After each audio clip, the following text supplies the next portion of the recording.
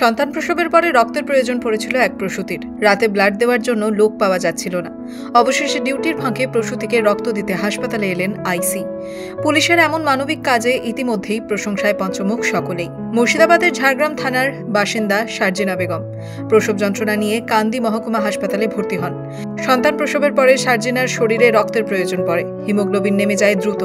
বিপাকে পড়ে শারজিনার পরিবার। তখনই হাসপাতাল কর্তৃপক্ষ কান্দির থানার আইসি মৃণাল সিনহাকে খবর দেন। তড়িঘড়ি হাসপাতালে আসেন আইসি। শারজিনার ব্লাড গ্রুপের সঙ্গে তার ব্লাড গ্রুপ মিলে যাওয়ায় তিনি রক্ত দেন। শারজিনার পরিবার জানিয়েছে, শিশুপুত্রের জন্ম দিয়েছেন শারজিনা। তারপরেই তিনি অসুস্থ হয়ে পড়েন।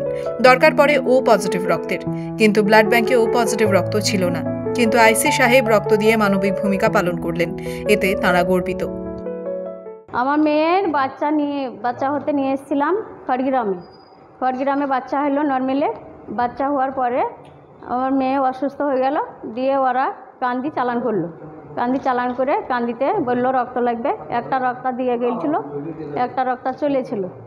চলার পরে আরেকটি লাগবে বলেছিল।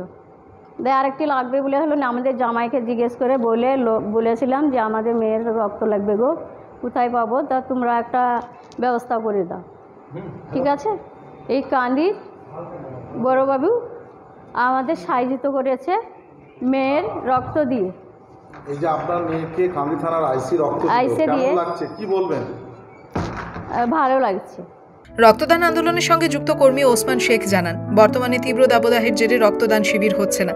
ফলে রক্ত মিলছে না বিভিন্ন হাসপাতাল ও ব্লাড ব্যাংকে, যার কারণে রক্ত দিলে তবেই রক্ত মিলছে বিভিন্ন জায়গায়। ও পজিটিভ রক্ত খোঁজ করতে শুরু করলেই জানা যায় কান্দি থানার আইসি মৃণাল সিনহার রক্তের সঙ্গে মিল রয়েছে। তাই তাকে খবর দেওয়া হয়েছিল। মুর্শিদাবাদ থেকে মামিনুল ইসলামের রিপোর্ট, দ্য ওয়াল।